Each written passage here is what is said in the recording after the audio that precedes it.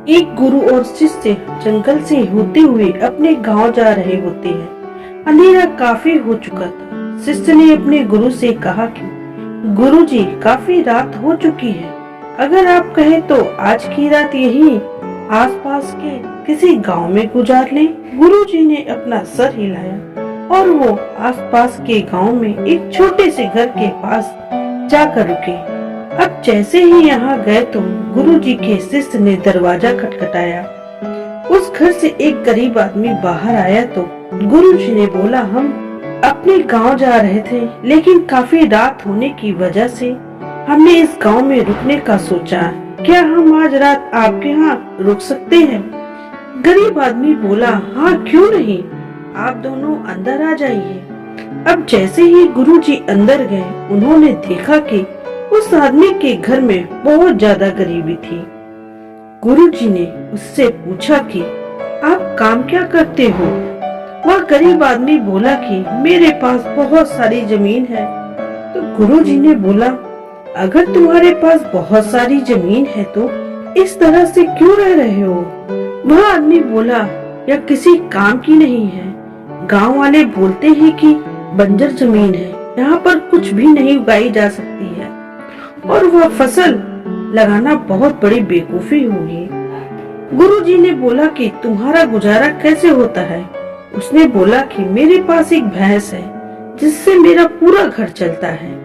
ये सुनने के बाद गुरुजी सो जाते हैं और रात में जब सब लोग सो रहे होते हैं तब गुरुजी अपने शिष्य को उठाते हैं और उस गरीब आदमी की भैंस लेकर अपने गांव चले जाते हैं। शिष्य अपने गुरु से पूछता है कि गुरुजी, कहीं आप ये गलत तो नहीं कर रहे हैं? उस गरीब आदमी की रोजी रोटी इसी भैंस की वजह से चलती है। तो गुरुजी ने अपने शिष्य की तरफ देखते हुए और मुस्कुराते हुए आगे बढ़ जाते हैं। उस बात को तकरीबन 10 साल गुजर जाते हैं और जो गुरु का शिष्य था वह बहुत बड़ा गुरु बन चुका था। तो एक दिन उन्हें उस गरीब आदमी की याद आती है कि मेरे गुरु ने उस आदमी के साथ अच्छा नहीं किया था। मुझे एक बार चलकर देखना चाहिए कि वह आदमी अब किस परिस्थिति में है। वह शिष्य उस गांव की तरफ जाता है और वहां जैसे ही पहुंचता है तो वह देखता है कि जहां पर उस गरीब आदमी का झोपड़ा था, वहां पर एक बड़ा आलीशान महल बन चुका था और उस झोपड़ी के बाहर जो बंजर जमीन थी उस पर फल और फूल के बगीचे थे। तभी उधर से उस घर का मालिक आता है। शिष्य उसे पहचान लेता है और उस आदमी को बोलता है, ने मुझे पहचाना? मैं अपने गुरुजी के साथ आया था। हम एक रात के लिए आपके घर रुके भी थे।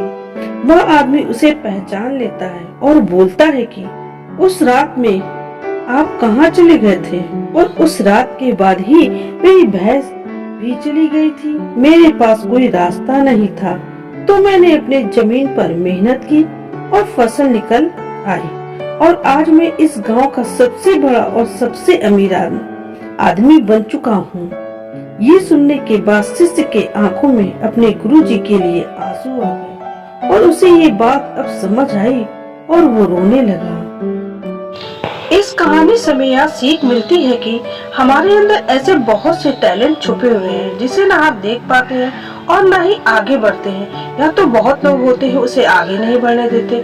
तो देखिए, आपके पास भी तो भैंस की जैसी कोई दूसरी चीज तो नहीं जिसने आपको आगे बढ़ने से रोक कर रखा है।